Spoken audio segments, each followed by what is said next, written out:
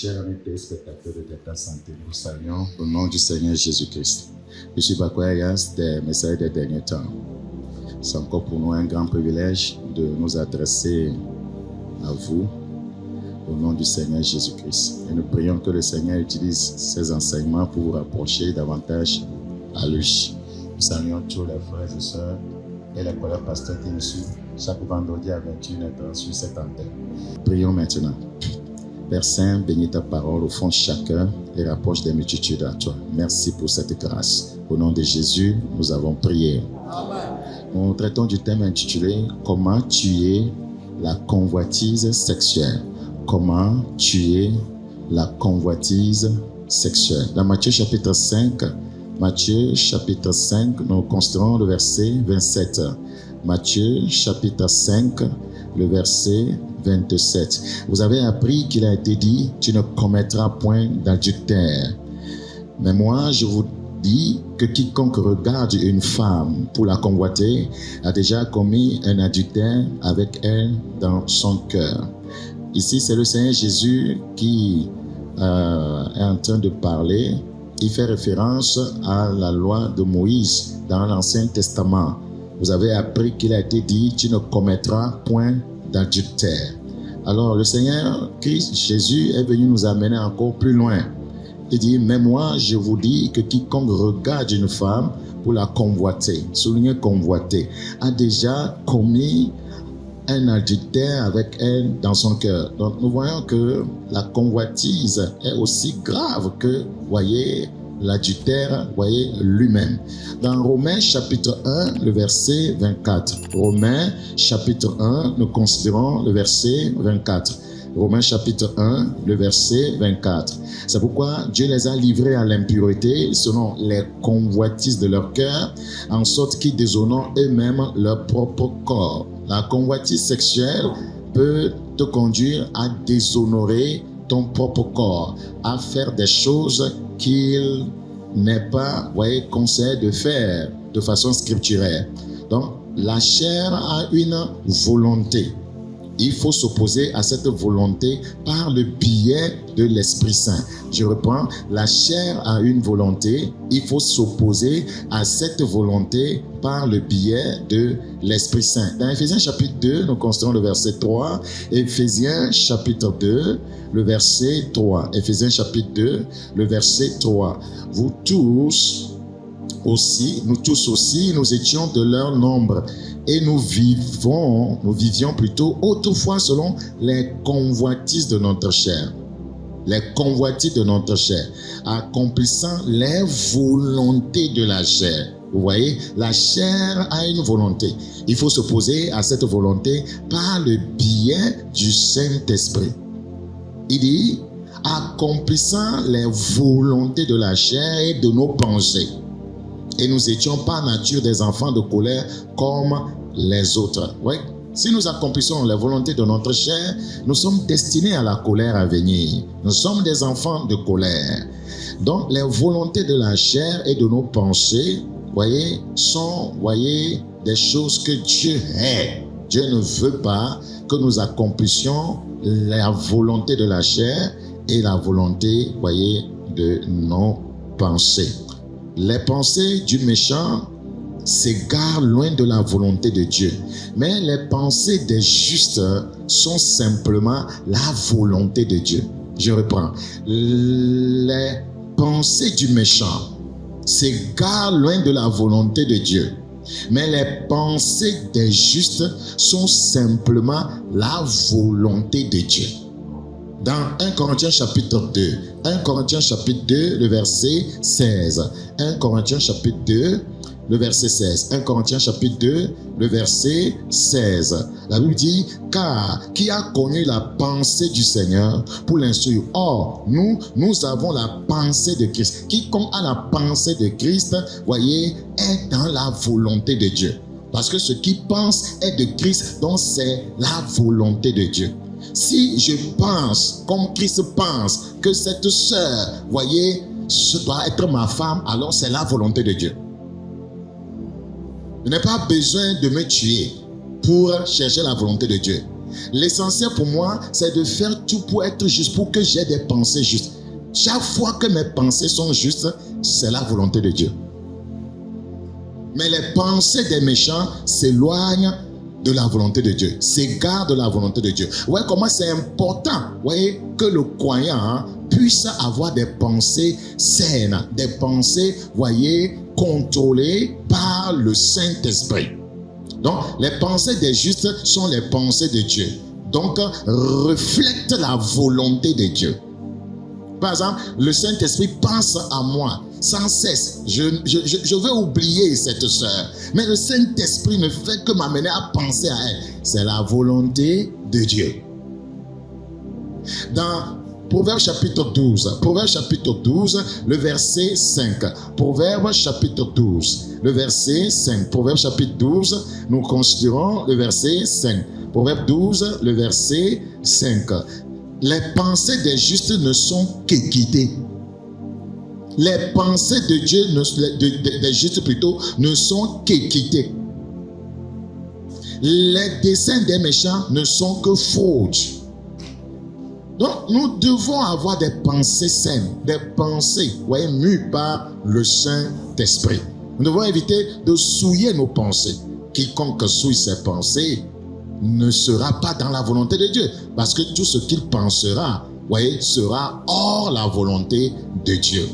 Les pensées, très puissant ce passage biblique, les pensées des justes ne sont qu'équité. Le contraire, voyez, de l'équité, c'est l'iniquité. Les pensées des méchants ne sont comment? Iniquité.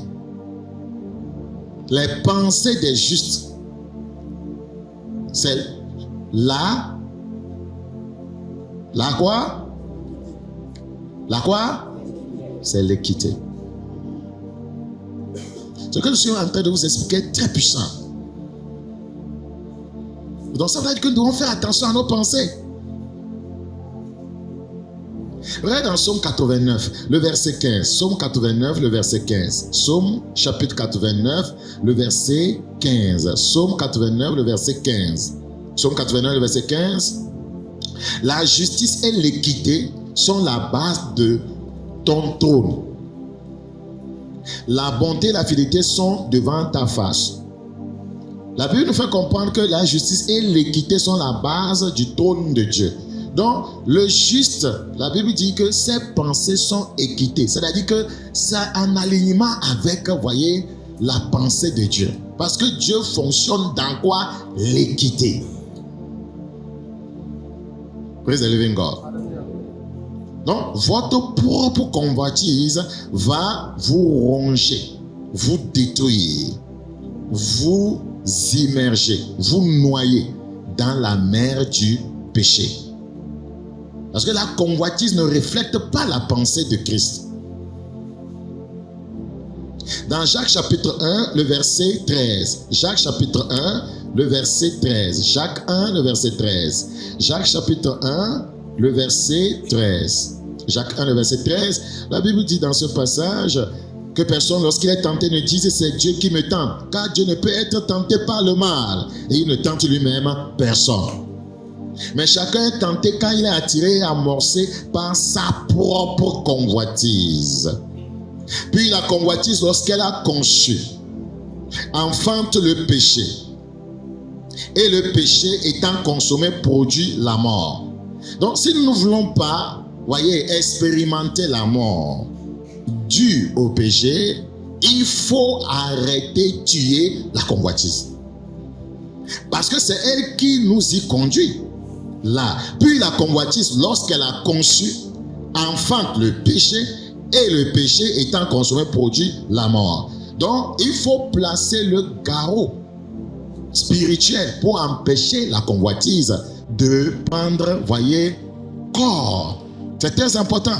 1 Pierre chapitre 1, le verset 14. 1 Pierre chapitre 1, le verset 14. Comme des enfants obéissants, ne vous conformez pas aux convoitises. Si la Bible refuse cela, c'est parce que c'est très dangereux. Ne vous conformez pas aux convoitises que vous aviez autrefois. Donc la Bible nous révèle ici que la convoitise doit faire partir du passé du croyant. Comme des enfants obéissants, ne vous conformez pas aux convoitises que vous aviez autrefois. Donc la Bible est en train de nous faire comprendre que la convoitise, voyez, c'est la vie, voyez, de celui qui n'est pas racheté, régénéré par le sang de Christ.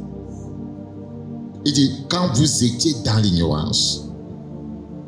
Donc, tant que vous ne vous éloignez pas de l'objet de votre tentation, vous pouvez jeûner, prier, lire la Bible, vous ne pourrez jamais vaincre la convoitise, donc le péché. Vous devez vous éloigner de ce qui vous tente, de ce qui vous amène, voyez, à entrer dans la convoitise. Tout n'est pas que prière, tout n'est pas que jeûne. Dans 1 Pierre chapitre 2, le verset 11, 1 Pierre chapitre 2, le verset 11. 1 Pierre chapitre 2. 1 Pierre chapitre 2, le verset 11. 1 Pierre chapitre 2, le verset 11. Bien aimés, je vous exhorte comme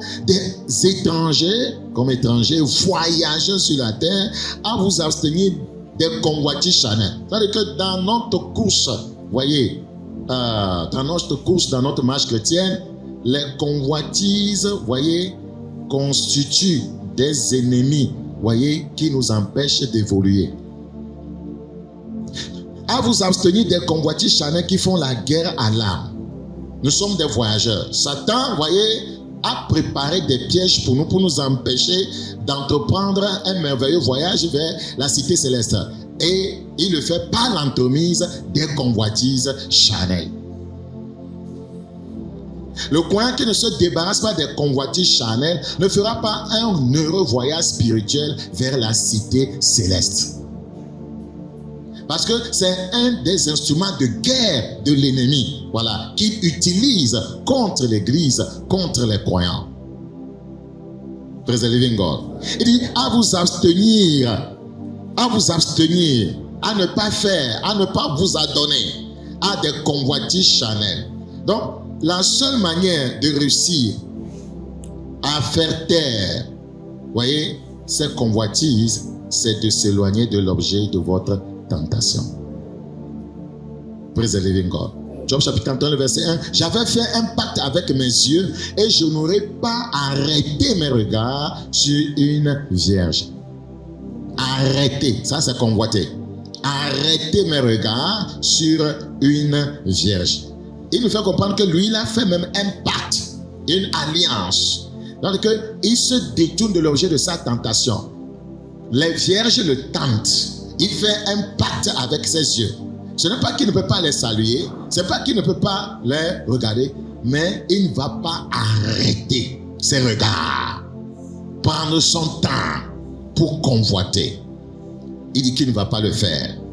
Dans Ésaïe chapitre 33, le verset 15. Ésaïe chapitre 33, le verset 15. Ésaïe chapitre 33, le verset 15. Ésaïe chapitre 33, le verset 15. La Bible dit là: celui qui marche dans la justice et qui parle selon la droiture, qui méprise un gain acquis par extorsion, qui secoue les mains pour ne pas accepter un présent, qui ferme l'oreille pour ne pas entendre des propos sanguinaires et qui se bande les yeux pour ne pas voir le mal. Frères et sœurs, qui se bande les yeux pour ne pas voir le mal. Tu regardes les femmes nues et tu me diras que tu ne vas pas convoiter.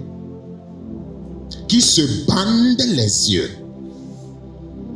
Qui se bande les yeux pour ne pas voir le mal. Pour ne pas voir le mal. Mais les croyants aujourd'hui ouvrent grandement leurs yeux pour regarder le mal. Vous deviendrez ce que vous regardez. Vous serez comme la chose que vous regardez. Vous deviendrez comme la chose que vous regardez. Qui se bande les yeux. Dans 1 Jean chapitre 2, le verset 15. 1 Jean chapitre 2, le verset 15. 1 Jean chapitre 2, le verset 15. 1 Jean chapitre 2, le verset 15. N'aimez point le monde, ni les choses qui sont dans le monde. Si quelqu'un aime le monde, l'amour du Père n'est point en lui. Car tout ce qui est dans le monde, la convoitise de la chair, la convoitise des yeux et l'orgueil de la vie, ne vient point du Père, mais vient du monde. et le monde passe, et sa convoitise aussi, mais celui qui fait la volonté de Dieu demeure éternellement. Convoiter, c'est être hors la volonté de Dieu. Convoiter, c'est être hors la volonté de Dieu. Donc c'est important ce que nous venons de lire dans ces deux passages. Premièrement dans Ésaïe 33:15, qui se bandent les yeux pour ne pas voir le mal. On est généralement attiré vers ce qu'on voit, ce qu'on regarde. On est généralement attiré vers ce qu'on voit, ce qu'on regarde, ce qu'on convoite. Alors, qu'est-ce que la convoitise? La convoitise, qu'est-ce que c'est? La convoitise. La convoitise, c'est un désir incontrôlé de posséder quelque chose. C'est un désir incontrôlé de posséder quelque chose. Dans le cas d'espèce, nous parlons de la convoitise sexuelle. La convoitise sexuelle, c'est le siège de la pensée, de l'imagination et du désir qui conduit à un mauvais comportement sexuel. Je reprends. La convoitise sexuelle, c'est le siège de la pensée, de l'imagination et du désir qui conduit à un mauvais comportement sexuel. La convoitise est un mauvais désir. La convoitise est un mauvais désir. Quand on parle de convoitise, on fait allusion tout simplement d'un mauvais désir. Quelqu'un peut désirer quelque chose de bon, peut désirer la présence de Dieu, peut désirer faire du bien, voyez, une surprise à son père, à sa femme. Mais quand nous parlons de la convoitise, nous parlons d'un mauvais désir. C'est un mauvais désir. Donc, c'est le désir de posséder charnellement quelqu'un ou quelqu'une autre que ta femme ou ton mari. C'est le désir de posséder charnellement quelqu'un ou quelqu'une autre que ta femme ou ton mari. C'est le désir de jouir, voyez, d'une chose qui appartient à autrui. C'est ça qu'on appelle la convoitise. C'est le désir de jouir d'une chose qui appartient à autrui. Quand on dit que quelqu'un te convoite, c'est qu'il te désire ardemment. Il te désire ardemment. C'est un mauvais désir. Tu ne lui appartiens pas. Dans 1 Corinthiens chapitre 6, le verset, 1 Corinthiens 10, le verset 6, 1 Corinthiens chapitre 10, or ces choses sont arrivées pour nous servir d'exemple, afin que nous n'ayons pas de mauvais désirs, comme ils en ont eu. Afin que nous n'ayons pas de mauvais désirs, comme ils en ont eu. Colossiens chapitre 3, le verset 5. Colossiens chapitre 3, le verset 5. Colossiens chapitre 3, le verset 5. La Bible dit, faites donc mourir les membres qui sont sur la terre, l'impudicité, l'impureté, les passions, les mauvais désirs. Faites mourir. Donc il faut tuer la convoitise. La convoitise, c'est un mauvais désir. La Bible nous dit qu'on doit faire mourir cela. Faites donc mourir les membres qui sont sur la terre, l'impudicité, l'impureté, les passions, les mauvais désirs et la cupidité qui est une idolâtrie. Nous traitons du thème, comment tuer la convoitise sexuelle, qui est un mauvais désir. La convoitise nous éloigne du Saint-Esprit et nous rend vulnérables à d'autres tentations, vices et stratagèmes de l'adversaire. En convoitant le sexe opposé, cela peut vous amener dans la masturbation. Ça va vous amener à des comportements, voyez, sexuels, anti-scripturaires. C'est pourquoi nous disons que la convoitise vous éloigne du Saint-Esprit et vous rend vulnérable à d'autres tentations, vices et stratagèmes plutôt de l'adversaire. La convoitise engendre le péché, entraînant donc la mort, comme nous l'avons lu dans Jacques chapitre 1, le verset 15. La convoitise est une transgression de la loi de l'amour désintéressé. La convoitise est une transgression de la loi de l'amour désintéressé. Je reprends. La convoitise est une transgression de la loi de l'amour désintéressé. Dans 1 Corinthiens chapitre 13, le verset 4, 1 Corinthiens chapitre 13, 1 Corinthiens chapitre 13, le verset 4. 1 Corinthiens chapitre 13, le verset 4. La charité est patiente, elle est pleine de bonté. La charité n'est point envieuse. La charité ne se vante point, elle ne sent point d'orgueil. Elle ne fait rien de malhonnête, elle ne cherche point son intérêt, elle ne s'irrite point, elle ne soupçonne point le mal. Mais quand vous convoitez, vous trahissez, voyez, cette loi de l'amour. Quand vous convoitez, vous trahissez la loi de l'amour. Parce que l'amour est patient. La convoitise, c'est un désir mauvais, un désir ardent de posséder quelque chose qui appartient à autrui, de posséder un corps qui appartient à autrui, de forniquer avec, voyez, une jeune femme, par exemple, alors que ce n'est pas votre femme. Donc, vous trahissez la loi de l'amour, voyez, désintéressé, par la convoitise. Donc, on peut aussi convoiter toutes sortes de choses, comme l'argent, des biens immobiliers plutôt, et puis des objets, etc.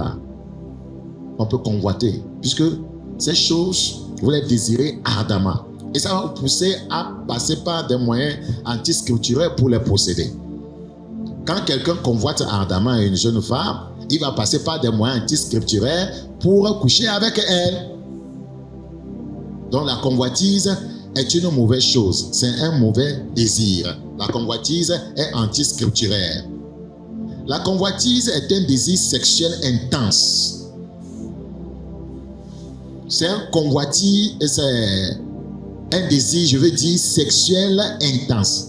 Un désir comment? Sexuel intense. La convoitise est un désir sexuel intense. Ou sans retenue.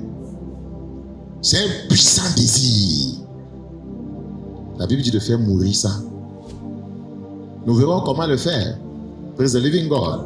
Dans Exode chapitre 20, le verset 14. Exode chapitre 20, le verset 14. Exode chapitre 20, le verset 14. Exode chapitre 20, le verset 14. Exode chapitre 20, le verset 14. Tu ne commettras point d'adultère, tu ne déroberas point, tu ne porteras point de faux témoignages contre ton prochain, tu ne convoiteras point la maison de ton prochain. Ce n'est pas pour toi, c'est quelque chose appartenant à autrui.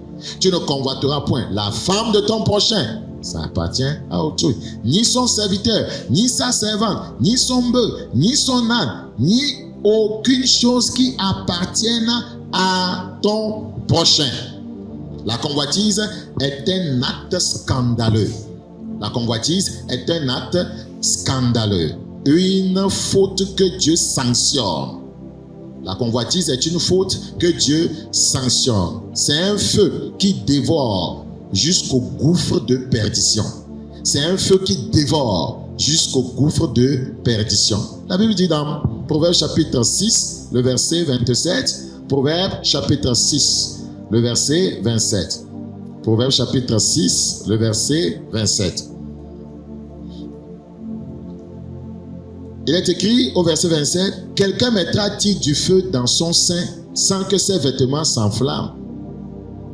La convoitise, c'est un feu qui dévore. Si tu tolères la convoitise dans ta vie, ce feu qu'est la convoitise va te dévorer jusqu'au gouffre de la perdition. Donc, plusieurs croyants ont ce feu en eux.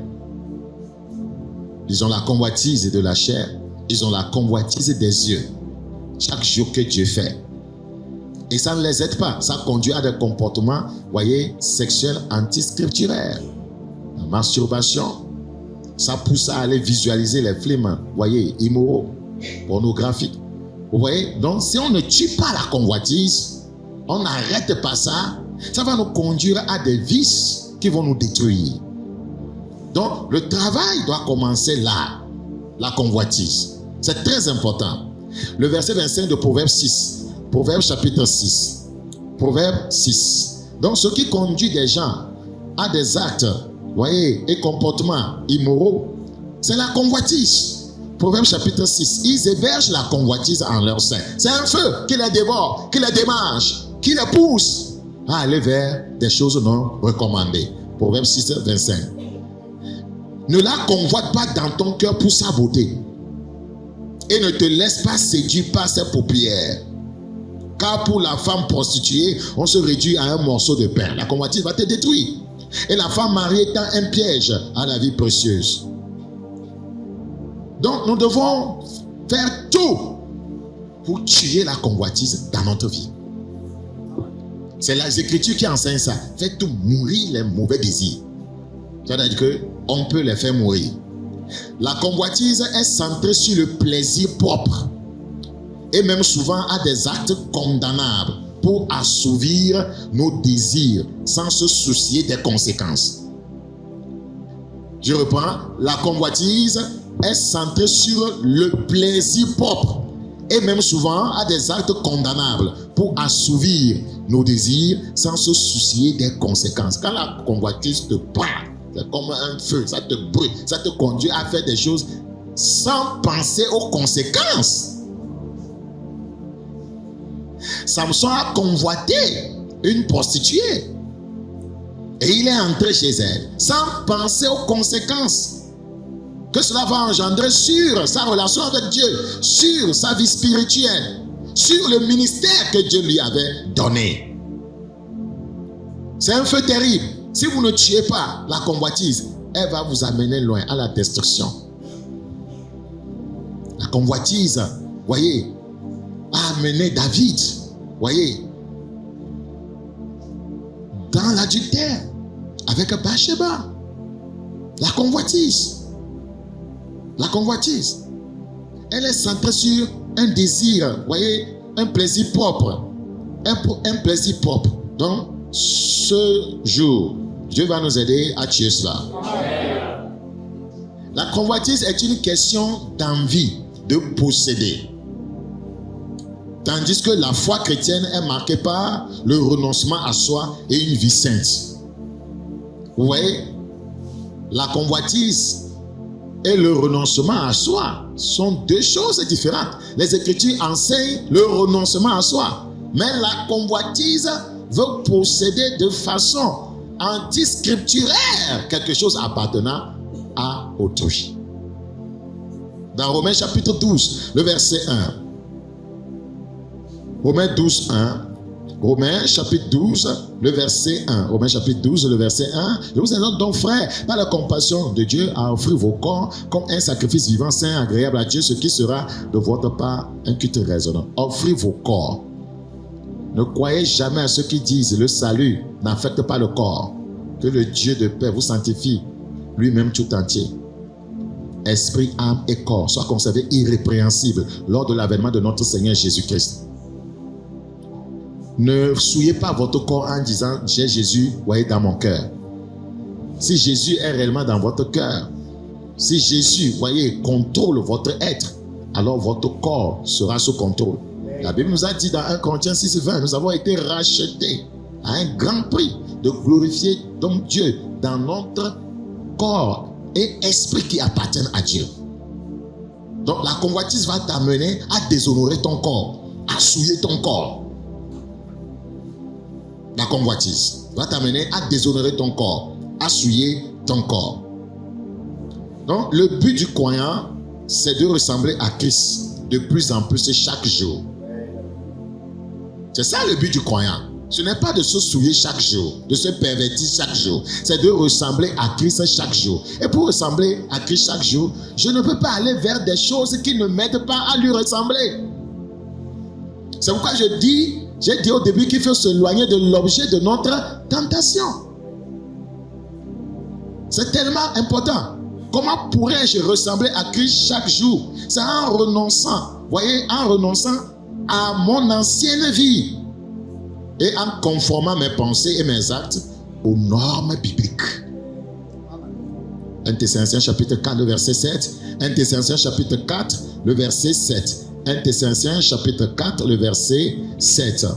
Car Dieu ne nous a pas appelés à l'impureté. La convoitise nous conduit justement là. Mais à la sanctification. Celui donc qui rejette ses préceptes ne rejette pas un homme, mais Dieu qui vous a aussi donné son Saint-Esprit. Comment vaincre la convoitise? Comment vaincre la convoitise? Comment vaincre la convoitise?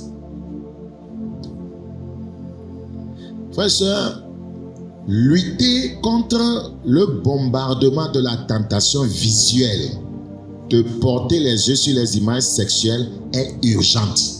Je reprends. Lutter contre le bombardement de la tentation visuelle de porter les yeux sur les images sexuelles est urgente.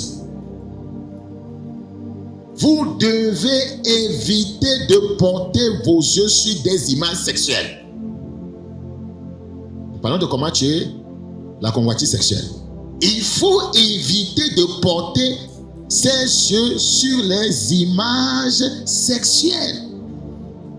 Aujourd'hui, avec les médias, avec l'Internet, il y a tout un bombardement de la tentation visuelle. Quand je parle de convoitise, je désigne le domaine de la pensée, de l'imagination et du désir qui mène à l'inconduite sexuelle. Pour vaincre la convoitise, il faut s'engager dans une guerre. Si vous n'êtes pas prêt à faire la guerre, vous ne vaincrez pas la convoitise. Retournons dans 1 Pierre 2, le verset 11. 1 Pierre 2, le verset 11. Bien-aimés, je vous exhorte comme étrangers et voyageurs sur la terre à vous abstenir des convoitises charnelles qui font la guerre à l'âme. La Bible nous dit que les convoitises nous ont déclaré la guerre. Si vous voulez les vaincre, vous devez être prêt aussi à mener quoi? Cette guerre. La Bible dit que nous n'avons pas encore lutté contre le péché jusqu'au sang. Vous devez être prêt à faire la guerre. Et vous savez, tout soldat qu'on doit envoyer sur le front est bien entraîné. Bien entraîné, bien équipé. Bien formé. Donc, vous devez vous armer de certains moyens de grâce pour faire face à cet ennemi, voyez, destructeur, voyez, de destin, appelé convoitise sexuelle. Nahum chapitre 2. Nahum chapitre 2. Nous lisons le verset 2. Nahum chapitre 2, le verset 2. Le destructeur marche contre toi. Ici, c'est la convoitise sexuelle. Le destructeur marche contre toi. Garde la forteresse. Que dois-tu faire? Garde la forteresse. Veille sur la route. Veille et prie afin de ne pas tomber dans la tentation. Veille sur la route. Affermis tes reins. Recueille toute ta force. Quiconque veut vaincre un péché destructeur de destin doit veiller sur la route. Il doit recueillir assez de force des Écritures, du Seigneur, du Saint-Esprit, pour faire face, voyez, à ce destructeur de destin. Nous allons voir 6 stratégies à développer pour vaincre la convoitise. Nous allons voir 6 stratégies à développer pour vaincre la convoitise sexuelle. Première chose à faire, savourer une satisfaction supérieure. Je vais l'expliquer. Savourer une satisfaction supérieure. Psaume 119. Psaume 119. Quand je vais lire ces passages, vous allez comprendre ce que je veux dire par là. Psaume 119, le verset 47. Psaume 119, le verset 47. Psaume chapitre 119, le verset 47. Psaume 119, le verset 47. Je fais mes délices de tes commandements. Je les aime. Savourer une satisfaction supérieure. Vous savez pourquoi nous tombons? la parole de Dieu n'est pas pour nous une satisfaction supérieure. Les commandements de Dieu ne sont pas pour nous une satisfaction supérieure. C'est comme nous cherchons quelque chose d'autre qui va nous satisfaire. C'est pourquoi nous allons vers les mauvaises choses. Comment on peut laisser la parole de Dieu et aller vers quelque chose qui est mauvais? Ça veut dire que tu ne trouves pas dans les Écritures ta satisfaction. Tu trouves, voyez, dans la visualisation d'un film immoral, une satisfaction, un certain plaisir. C'est-à-dire que le plaisir de la parole de Dieu, voyez, ne te suffit pas. Tu dois arriver à savourer en la parole de Dieu une satisfaction supérieure. Je fais mes délices de tes commandements, je les aime. Le verset 24, toujours Psaume 119, le verset 24, Psaume 119, le verset 24. Tes préceptes font mes délices, ce sont mes conseillers. La parole de Dieu ne conseille plus les gens par rapport aux relations, voyez, sexuelles, mais ce sont les films pornographiques. Que fais-tu de la parole de Dieu? La parole de Dieu dit tout, dans tous les domaines. Et en allant fouiller dans les Écritures ce que la Bible dit par rapport au sexe, tu n'as pas péché. Par rapport au mariage, tu n'as pas péché.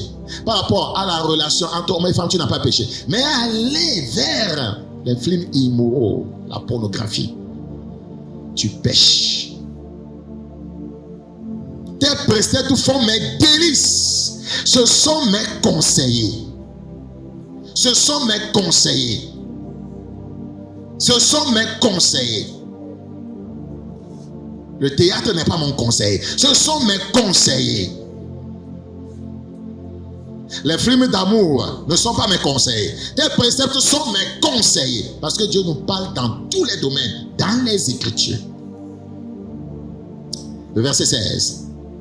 Le verset 16. Psaume 119, le verset 16. Psaume 119, le verset 16. Je fais mes délices de tes statuts. Je n'oublie point ta parole. C'est quand on oublie la parole de Dieu qu'on va vers des plateformes sataniques. Je reprends. C'est quand on oublie la parole de Dieu qu'on va vers des plateformes sataniques, des plateformes démoniaques pour acheter du diable. Cultivez votre capacité à prendre plaisir en Christ. Ce sont des stratégies pour tuer la convoitise sexuelle. Cultivez votre capacité à prendre plaisir en Christ. Une des raisons pour lesquelles la convoitise règne chez tant de personnes est qu'elles trouvent Christ peu attrayant. Les gens trouvent Jésus-Christ peu attrayant. Le sexe est plus attrayant que Jésus. Le sexe est plus attrayant que Jésus. Une femme belle est plus attrayante que Jésus. Un homme élégant beau est plus attrayant que Jésus. Jésus n'est pas encore la priorité de plusieurs croyants. Ils ne trouvent pas en lui leur raison de vivre. T'aimer Jésus soit ma passion. Nous chantons ça, mais ce n'est pas une réalité. Mais ce n'est pas une réalité. Nous cédons à la tromperie parce que nous éprouvons peu de joie en Christ. Nous éprouvons peu de joie en Christ. C'est pourquoi on peut quitter Jésus pour aller sur des plateformes sataniques, des plateformes immorales. La Bible dit dans Psaume chapitre 16, le verset 11. Psaume 16, le verset 11.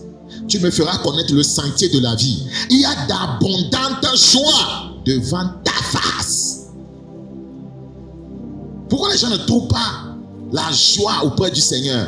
Et ils pensent trouver la joie dans le plaisir immoral.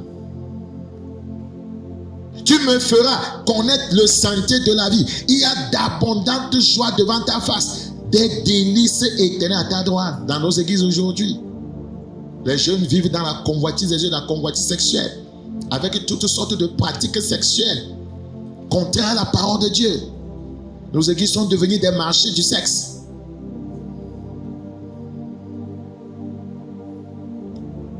Parce que nous ne trouvons pas en Christ, nous ne savourons pas une pleine satisfaction en Christ. Il faut savourer une pleine quoi? Satisfaction en qui? En Christ. C'est un puissant secret. Praise the living God. Alléluia. Vous avez été créé pour chérir Christ de tout votre cœur, puisque vous ne chérissez le sexe ou le sucre. Vous avez été créé pour faire quoi? Pour chérir Christ, puisque vous ne chérissez le sexe et le sucre. Si vous avez peu d'appétit pour Jésus, les plaisirs concurrents vont triompher de vous. Ce que je viens de dire est puissant. Il y a des plaisirs concurrents. Si Christ n'est pas votre plaisir extrême, les plaisirs concurrents viendront triompher de vous. Savez-vous que dans ce monde, il y a des plaisirs concurrents qui veulent nous arracher de Christ? Il y a certaines choses qui veulent nous donner beaucoup plus de plaisir que Christ nous en donne. Psaume 90, le verset 14. Psaume combien? Psaume chapitre 90, le verset 14. Psaume chapitre 90, le verset 14. Rassasie-nous chaque matin de ta bonté, et nous serons toute notre vie dans la joie et l'allégresse. Alléluia. En Christ, tous les jours de notre vie, nous devons être dans la joie et dans l'allégresse. Donc, c'est le premier moyen de grâce qu'un croyant doit saisir s'il veut tuer la convoitise sexuelle. Savourer en Christ une pleine satisfaction. Praise the living God. Pierre avait compris cela. À qui irions-nous? Tu as les paroles de la vie éternelle. À qui irions-nous? Sur quelle autre plateforme veux-tu que nous rendons? À qui irions-nous? Tu es la seule plateforme qui nous fait du bien, qui nous donne la joie de vivre. Deuxième moyen de grâce pour tuer le péché sexuel. Deuxième moyen de grâce pour tuer le péché sexuel. Ancrez dans votre esprit le plaisir de Christ. Ancrez dans votre esprit le plaisir de Christ.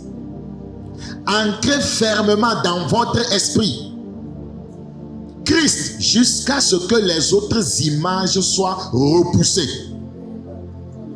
Ancrez fermement dans votre esprit Christ jusqu'à ce que les autres images sales, les autres images sexuelles soient repoussées. Hébreux chapitre 12. Hébreux chapitre 12, le verset 2. Ayant les regards sur Jésus. Si tu as les regards sur Jésus, tu ancres fermement dans ton esprit Christ. Les autres images de pollution, les images sales, les images sexuelles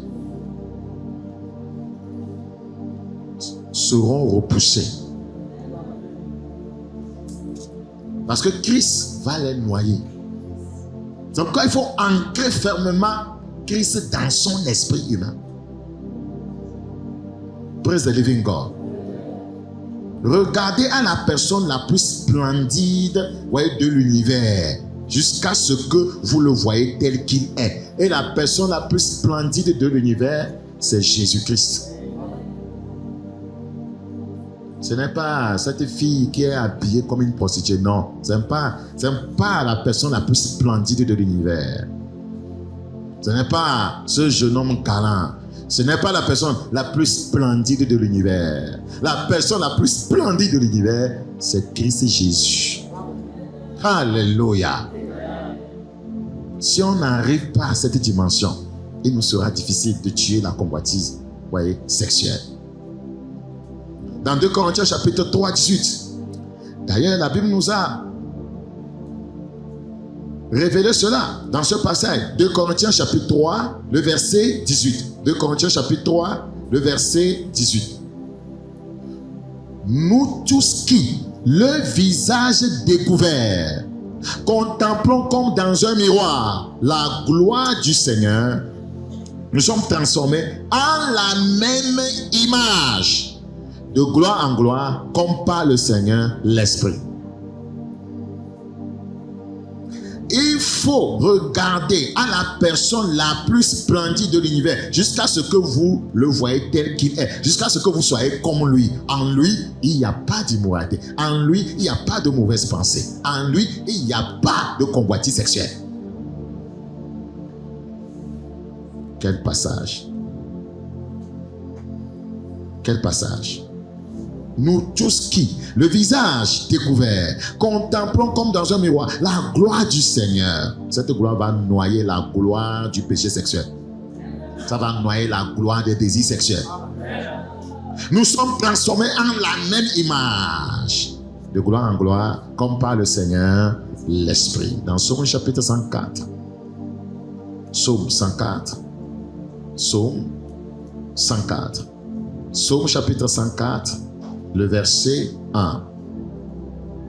Mon âme bénit l'Éternel. Éternel mon Dieu, tu es infiniment grand. Tu es revêtu d'éclat et de magnificence. C'est la personne la plus splendide sur la terre. Praise the living God. Rien ici-bas n'est plus beau que Jésus-Christ. C'est un amen sans conséquence. Rien ici-bas n'est plus beau que Jésus-Christ. Rien ici-bas n'est plus beau que Jésus-Christ. Troisième moyen de grâce pour quiconque veut tuer le péché sexuel. Impliquez-vous dans une activité utile. Impliquez-vous dans une activité utile. La convoitise pousse vite dans le jardin des loisirs.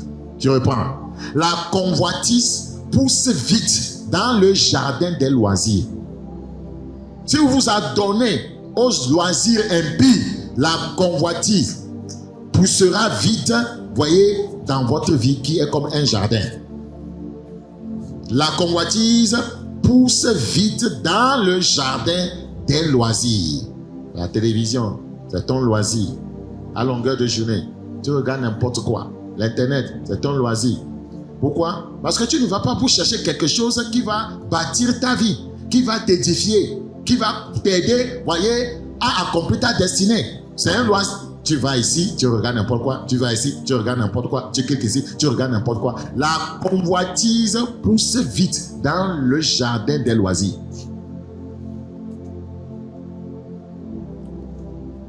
Souvent, quand vous entrez dans YouTube, on vous amène ce que vous avez l'habitude de regarder. Épargnez-nous de ces choses-là que vous dites, ah, je voulais juste faire un travail et puis c'est la tentation qui est venue. Ils m'ont amené une femme avec les grosses fesses. C'est que tu es une fois rentré dedans. C'est pourquoi on te ramène ça souvent. Ne nous trompons pas. Hein? Le système te connaît. Le système sait que toi là qui est arrivé, il s'en fout que tu sois chrétien ou pas. Tu aimes les grosses fesses. Et on t'envoie ça à bouillir.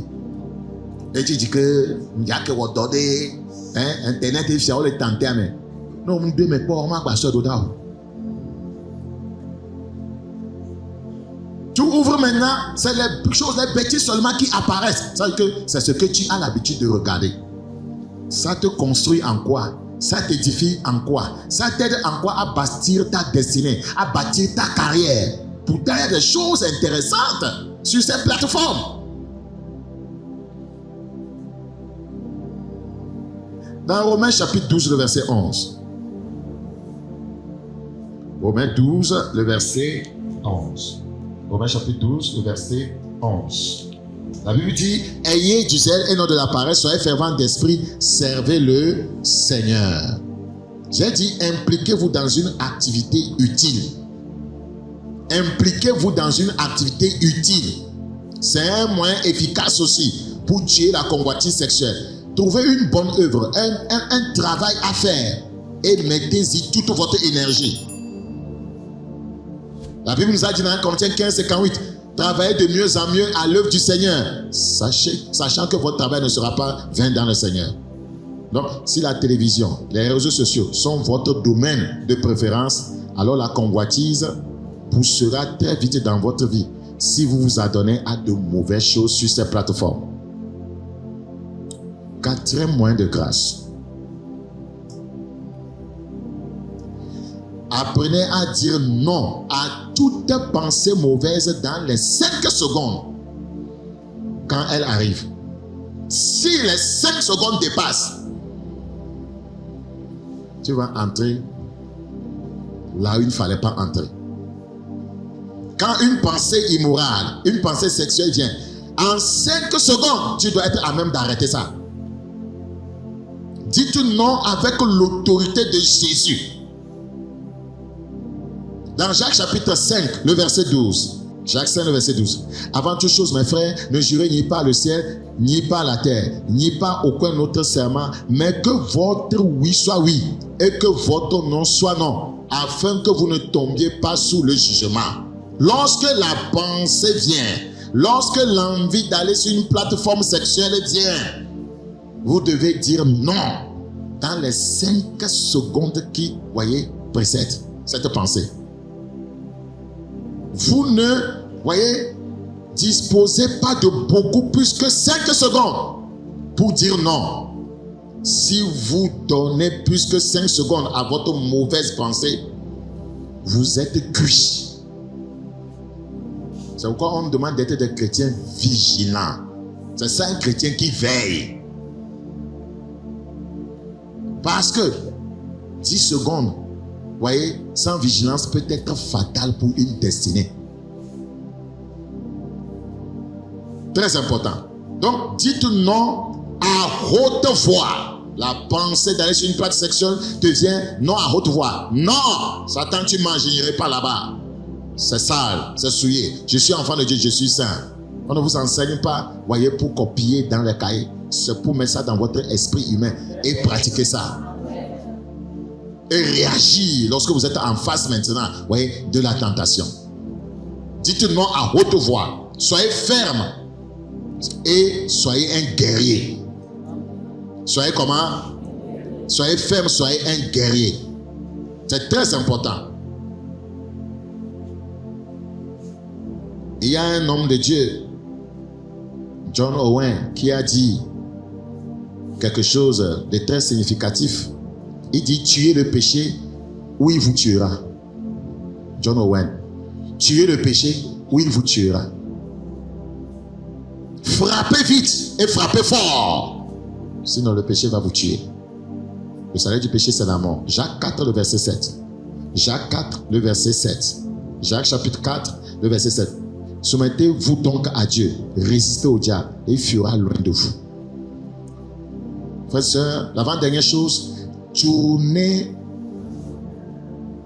résolument vers Christ comme satisfaction supérieure. Ça revient. Tournez résolument votre esprit vers Christ comme satisfaction supérieure. Ce n'est pas une répétition. C'est de l'emphase que nous mettons là-dessus. Dire non ne suffira pas. Vous devez passer de la défense à l'attaque. Combattez le feu par le feu. Ce qui vient, c'est un feu. Là, comment c'est un feu qui va vous dévorer. Vous aussi soyez en feu. Non. Combattez le feu par le feu. Ne soyez pas mou. Attaquez le péché avec les promesses de Christ. C'est comme ça on vainc le péché. Attaquez le péché avec les promesses de Christ. 1 Pierre chapitre 2, le verset 9. 1 Pierre 2, 9. La Bible dit, vous au contraire, vous êtes une race élue. Je suis une race élue. Un sacerdoce royal, c'est une promesse pour vous. Vous utilisez cette promesse pour attaquer le péché. Et il fuit. Et il s'éloigne de vous. Vous au contraire, vous êtes une race élue. Un sacerdoce royal, une nation sainte. Un peuple acquis. Je suis une nation sainte, un peuple à qui je suis saint. Je suis la possession de Christ. J'appartiens à Jésus. Nous devons remplir nos esprits avec les promesses. et plaisir supérieur de Jésus-Christ après avoir dit non. Je reprends. Nous devons remplir nos esprits avec les promesses et plaisirs supérieurs de Jésus après avoir dit non. On ne dit pas non seulement, on attaque maintenant, voyez, avec les promesses de Christ. Je suis un saint, je suis un enfant de Dieu, j'ai le pouvoir sur la sueur.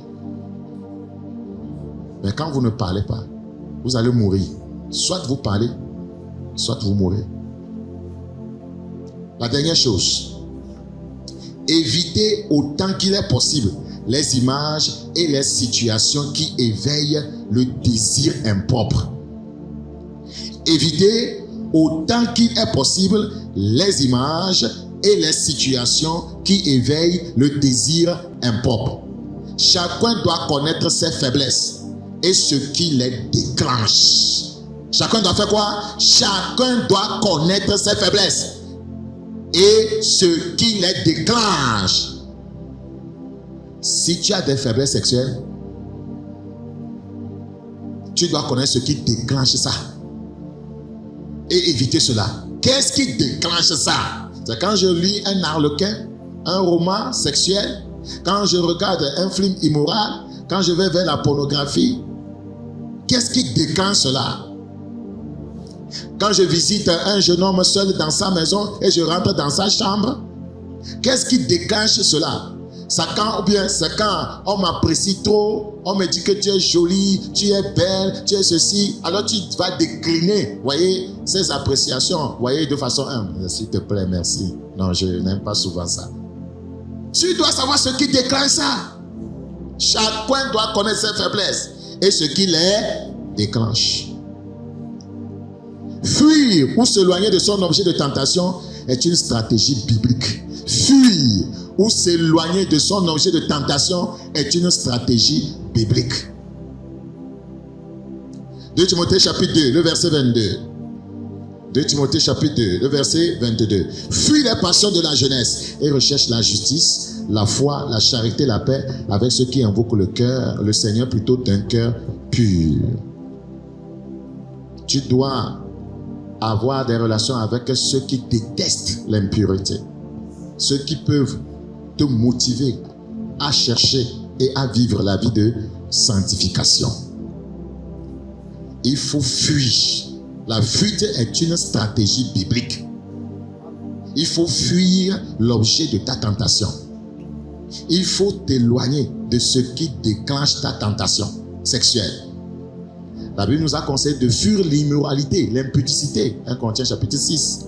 Oui, le verset 17 à 18. Donc, c'est une stratégie biblique. Fuyez, c'est une stratégie biblique. Dans Proverbe chapitre 5, le verset 8, la Bible nous a dit de ne pas nous approcher du chemin qui conduit chez elle. Nous allons lire cet avant-dernier passage biblique avant de nous arrêter. Proverbe 5, 8. Proverbe chapitre 5, le verset 8. Proverbe 5, le verset 8. Éloigne-toi du chemin qui conduit chez elle et ne t'approche pas de la porte de sa maison. La maison, voyez, une des maisons du diable sur, voyez, l'internet, c'est la pornographie. C'est sa plateforme. Les sites sont des maisons du diable. Ces sites immoraux là sont, voyez, des maisons du diable. La Bible dit, éloigne-toi du chemin qui conduit chez elle et ne t'approche pas de la porte de sa maison. Ne pense pas qu'il s'agit d'une maison physique. Les maisons dans lesquelles tu entres sur l'internet là, ça peut te détruire. Ça peut te détruire. Faisons attention. Ça peut nous détruire. Vous voyez, je termine avec Romains 13, 14. La Bible dit dans Romains chapitre 13, le verset 14, mais revêtez-vous du Seigneur Jésus-Christ et n'ayez pas soin de la chair pour en satisfaire les convoitises. Il faut trouver en Christ une satisfaction supérieure. Il faut trouver en Christ une satisfaction supérieure. Je prie que le Seigneur utilise ces paroles pour nous amener à en finir avec la convoitise sexuelle. Amen. Au nom du Seigneur Jésus-Christ.